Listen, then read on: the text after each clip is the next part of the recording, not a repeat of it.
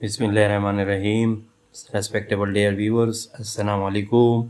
आज एक unique topic के साथ हाजिर है। आज का टॉपिक बहुत ही इम्पॉर्टेंट है और हर लेवल ऑफ स्टूडेंट के लिए इसकी सिग्निफिकेंस और इम्पॉर्टेंस अपनी जगह पे है। तो जिसने भी हमारे चैनल को सब्सक्राइब नहीं किया वो सब्सक्राइब कर ले। जो सब्सक्राइबर है वो बेल आइकन को लाजमी दबाएं ताकि हर नई वीडियो के नोटिफिकेशन सबसे पहले आपको पहुंच सके। तो आज के टॉपिक की जानिब जाते हैं। आज का topic basically definition of refrain figure of speech in English literature with literary example। यानी refrain figure of speech है। refrain किस figure of speech को कहा जाता है। बेसिकली अगर उसकी बात की जाए तो उसके बारे में बहुत सारी मालूमात और बहुत सारी चीज़ें मैं आप लोग के सामने रख रहा हूँ। तो आप लोग स्टे कनेक्टेड रहे, A to Z लेक्चर को वॉच करें। इंशाल्लाह अज़ीज़ आपके परसेप्शन में इजाफा होगा। तो definition of refrain figure of speech क्या है बेसिकली, यानी पहले इंट्रोडक्शन की जानिब जाते हैं। इंट्रोडक्शन में जैसा कि मैं आपको बता रहा हूँ कि ये रिफ्रेन जो है एक फिगर ऑफ स्पीच है, यानी it is a figure of speech and literary term. यानी ये लिटरेरी टर्म यानी अदबी इस्तिलाह भी है और फिगर ऑफ स्पीच भी है। और it is also called poetic device, और ये पोइट्री में एक टूल के तौर पे इस्तेमाल होता है। इसी वजह से इसको पोएटिक डिवाइस या शायराना डिवाइस या इंस्ट्रूमेंट भी कहा जाता है। It is usually use in poetry. हम आम तौर पे ये पोइट्री में इस्तेमाल होते हैं, specially in song and poems, यानी पोएम्स और सॉन्ग्स के अंदर, यानी ये पोइट्री के अंदर मेनली इस्तेमाल होते हैं। It is also use in speeches, यानी ये स्पीचेस तकारीर के अंदर भी इस्तेमाल होते हैं। And other forms of literature, और लिटरेचर के दूसरे फॉर्म प्रोज पोइट्री वगैरह, और यानी प्रोज या नावल या प्ले वगैरह में भी इस्तेमाल होता है। तो बेसिकली अगर आप लोग इंट्रोडक्शन के बारे में मालूमात हासिल करना चाहते हैं रिफ्रेन का, तो ये फिगर ऑफ स्पीच भी है, लिटरेरी टर्म भी है, और उसका दूसरा नाम पोएटिक डिवाइस भी है। और ये पोइट्री में इस्तेमाल होता है, और ख़ास तौर पे पोइट्री में इस्तेमाल होता है, पोएम्स या सॉन्ग में।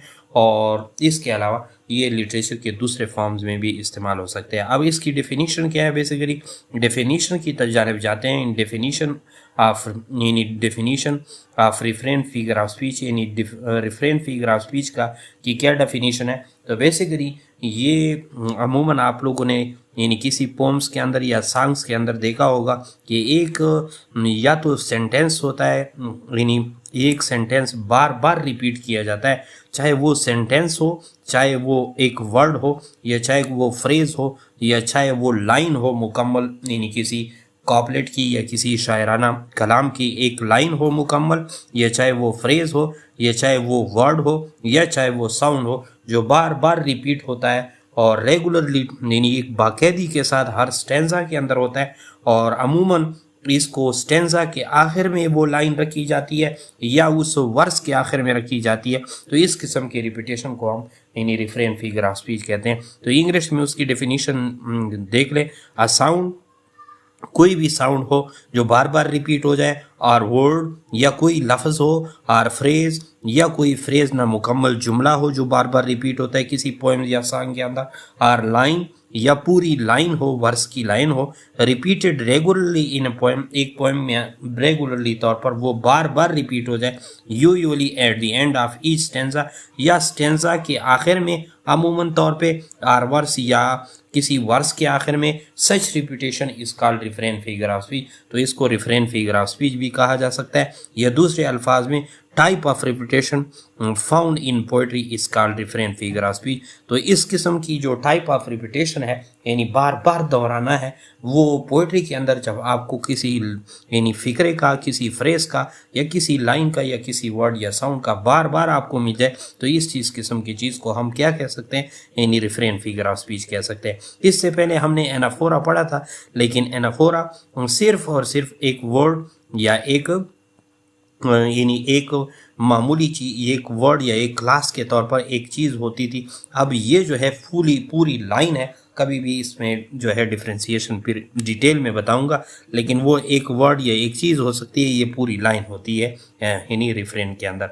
अब उसकी लिटरेरी एग्जांपल, इन जैसा कि स्क्रीन पे आप लोग मुलाहिजा कर रहे हैं, from poems America by Neil Diamond, यानी नील डायमंड की एक पोएम से जिसका टाइटल अमेरिका है, यानी उसकी फर्स्ट टेंजा देख ले, बाकी पोम्स भी है, बाकी पोएम भी है, लेकिन उसके फर्स्ट टेंजा में एक लाइन 2 दफ़ा रिपीट हो चुकी है। तो इसको यानी क्या कह सकते हैं, यानी रिफ्रेन फिगर ऑफ स्पीच कहते हैं। यानी कैसे, everywhere around the world they are coming to America, यानी they are coming to America, ये जो लाइन है ये बार बार रिपीट होती है और इस चीज़ को हम रिफ्रेन फिगर ऑफ स्पीच कहते हैं। Every time that flags unfurled and they are coming to America, ये आप लोग इस लाइन को देख रहे हैं 2 दफ़ा एक ही स्टेंजा के अंदर इस्तेमाल हो चुकी है, तो इस चीज़ को हम रिफ्रेन फिगर ऑफ स्पीच कह सकते हैं। इसी तरह from stopping by woods on a snowy evening by Robert Frost, यानी ये स्टॉपिंग बाई वुड्स के पोएम से लिया गया एक स्टेंजा है और इस स्टेंजे में भी आप लोग देखें, the woods are lovely dark and deep but I have promises to keep and miles to go before I sleep and miles to go before I sleep. अब नीचे स्टेंजे के 2 लाइन बिल्कुल रिपीटेड है, तो ये बेसिकली क्यों इस तरह बार बार रिपीटिशन होती है, और ये रिपीटिशन जो होती है बेसिकली पूरी लाइन की रिपीटिशन होती है, वो रिफ्रेन ही कहलाती है, या रिफ्रेन पोएटिक डिवाइस भी कहलाता है, या लिटरेरी टर्म भी, या फिगर ऑफ स्पीच भी उसको कह सकते हैं। तो बेसिकली ये क्यों इस्तेमाल होता है, उसके फंक्शन भी मैं बताता हूँ। इट बिल्ड्स अ रिदम, यानी ये बेसिकली एक रिदम को बिल्ड कर देते हैं। इट कंस्ट्रक्ट किस चीज़ को, रिदम, एक रिदम, यानी उसके अंदर एक यानी हम आवाज़, मौसीकी और रिदम, और यानी हम आवाज़ या जिसको आप लोग रदीफ और काफिया, या जिसको आप लोग राइमिंग स्कीम भी कह सकते हैं, तो ये बिल्कुल उसी को यानी एक रिदम को पकड़ लेती है, वो पोइट्री हो या सॉन्ग्स हो या जो भी चीज़ हो। और इट प्रोवाइड्स एम्फेसिस, और उससे उसी नुक्ते पे ज़्यादा जोर मिलता है, हाँ इसी चीज़ से उस चीज़ पे ज़्यादा जोर दिया जाता है और शायर उस बात को या उसी चीज़ को आगे इजीली कन्वे कर सकता है।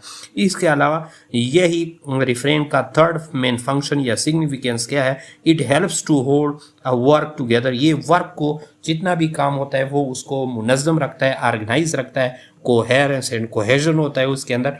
और इसके अलावा इट क्रिएट्स सस्पेंस, और ये इसके अंदर सस्पेंस भी, ये सस्पेंस क्रिएशन में भी मदद देता है, यानी यही रिफ्रेन फिगर ऑफ स्पीच। नीचे जो है professor Syed Ishfaq Ahmad Shah have write English नहीं है पाया, ये हमारे यूट्यूब चैनल और फेसबुक पेज का टाइटल है। आप लोग हमारे फेसबुक पेज को लाइक एंड फॉलो कर सकते हैं और हमारे यानी यूट्यूब चैनल को सब्सक्राइब भी कर सकते हैं।